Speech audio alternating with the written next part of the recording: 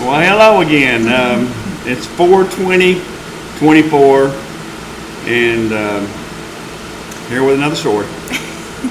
So we decided that we were going to talk about our fertility journey and trying to have a baby. And so, as just a little bit of background, in 2020 I had fibroids and I needed to have those removed, and so I did. And at that point, Bruce and I talked about trying to have a baby, and so I was seeing a fertility doctor for the surgery. He did the surgery.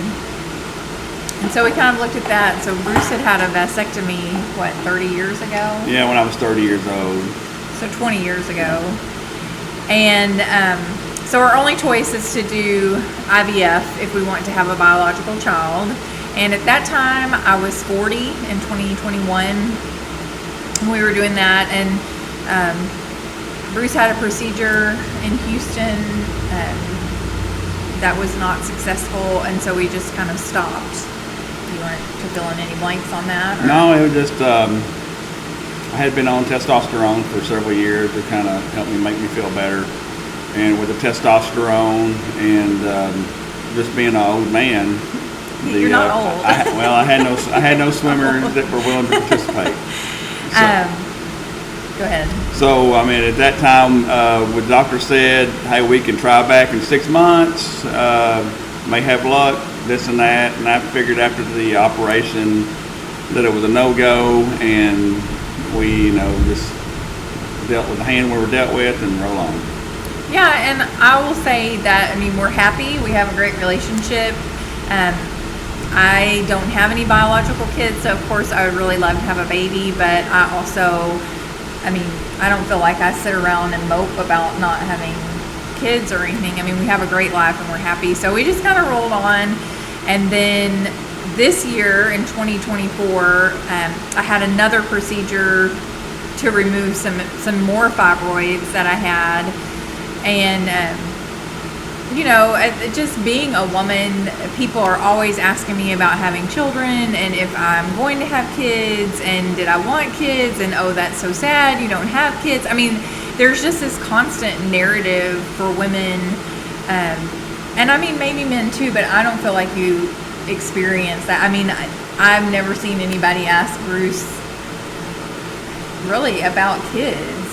But I get asked a lot, and so even the nurse at the procedure made some comments about, oh, do you have kids? Do you want kids? And I don't ever really know what to say in a procedure like that. Of course I'm stressed, and yeah, I want kids, but that really wasn't the hand that I was dealt, but that doesn't mean that I have a bad life. But I guess at that point, I don't know, Bruce, after I came out, Bruce was like, well, do you want to try again? So you're going to have to, I don't even know why. Well, the reason that I had brought it back up again, I was working with a guy from work, and they were down here doing some work at the hospital. And I don't know how it came up, but fertility came up, and he had said that him and his wife had fertility problems, and he was also on testosterone, and that they had a new procedure they were doing now, and they were having successful luck with it. And didn't think much about it, but then when she had her procedure, and then they were speaking about, you want a hysterectomy and this and that, it kind of makes one think, well, if we're going to do something, time's not on our side. And so I had mentioned it to her, and we called the doctor. And the same week, it's hard to get in there, but for some reason, we were in there 4 days later and talking to the doctor. Yeah, I called down there. As soon as he said something, I was like, yes, I would love to try to have a baby. And now I'm 43, so it's 2024 now. I'm 43, and if you know anything about fertility, that's kind of you have better odds at 40 than you do at 43. And between 43 and 45, that's really where your last chance of getting good eggs. We just need one good egg. But anyway, it gets harder. And so we went to the doctor. I called I called on Monday or Tuesday of the next week, like after Bruce said it. I was like, yep, let's do it. So we called and I set up an appointment, and it's at Baylor.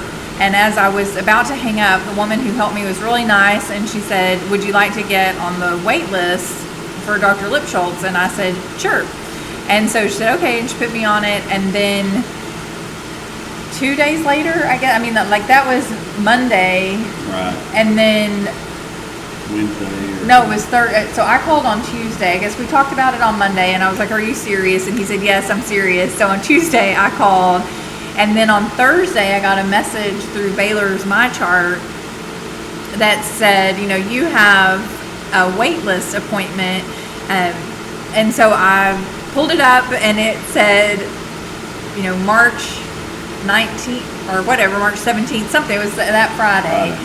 And I texted Bruce. It was like, hey, can you go on, set the date? And I was like, at 3:30. And then I texted him again. It was like tomorrow. And he said yes. And so, it was like literally 4 days later, we were in his office.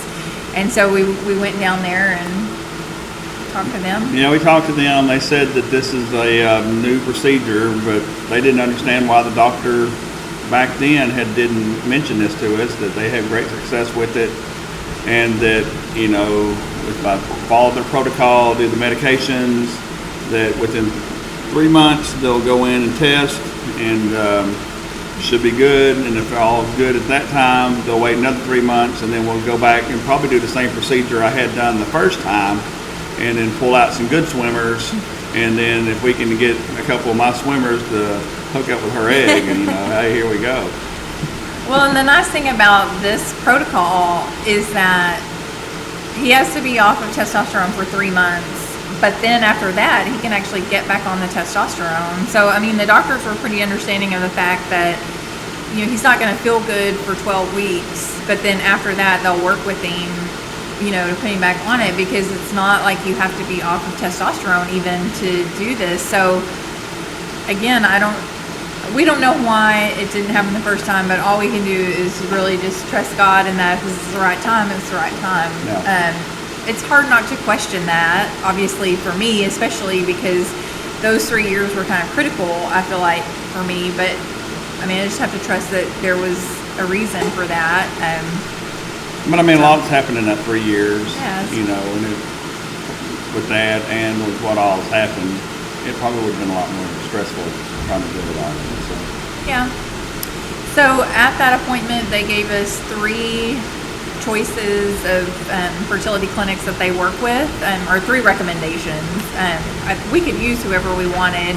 I liked the doctor that we used before, but we had a lot of problems with payment at that place and billing, and our insurance, we're very lucky. Our insurance covers fertility treatments, but the place we used before made us pay up front and had a hard time getting our money back from them.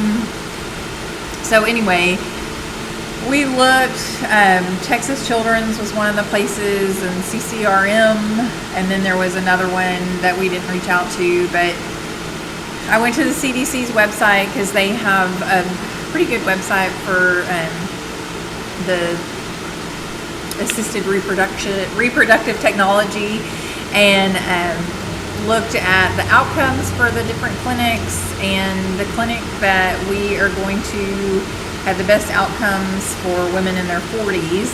They were above the national average, so that was a good thing. And so we called them. I did set up an appointment with Texas Children's Hospital as well, but I couldn't get in there until July, or June, maybe it's June. But anyway, for a couple of months, and we had the appointment with CCRM on Friday, the initial appointment. Yeah, they were able to get us in again, real quick, and so we can get the doctor's opinion on what the best protocol is for her, in which he enlightened us on what needs to happen now, so we can, we're still in wait to see what happens with me. If I don't have anything they can pull from, then it's just a dead end street. But, right. So we'll see. And he was really, I think we both liked him. He was frank. about the choices and our odds. I'll say that too, because we were asking about genetic testing and if thinking about gender, and he was just like, he stopped that real quick basically and was like, look, we're going to be lucky if we get one viable embryo.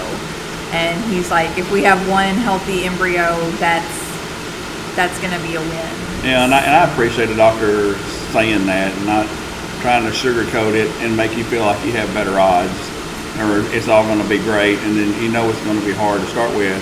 But when a doctor's telling you, right up front, hey, you got a 25% chance that this is going to work, it's not getting your hopes built up too high, but there is a possibility. But yeah, so that kind of took my breath away a little bit. It takes the wind out of your sails when you realize the reality of it. But still, he said until they do my workup, they won't really know my specific situation. But that for someone my age, there's really about a 25% chance that they'll get one egg that will work. So we'll just see. 25%.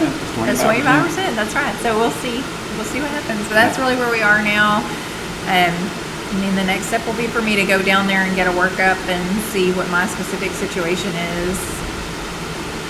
If my odds are better or worse than the average 43-year-old, we'll just have to see. Yeah, we might kick it up to 35%. Who knows? So yeah, I might have good eggs in there still.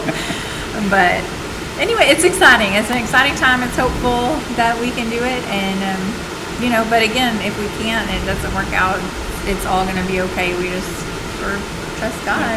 Yeah.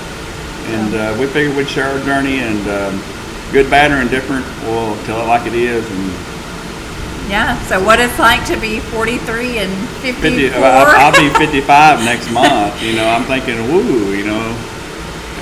Raising a kid back in the 20s, which I was in the military whenever I had my first daughter, and I wasn't around for a lot of that.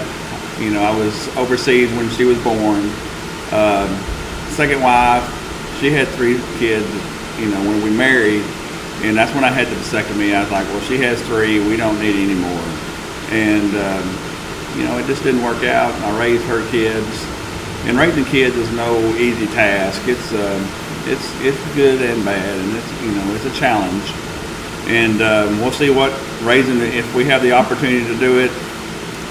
And I guess everybody will say, hey, Grandpa's at the ball field. And I'm like, yeah, he is.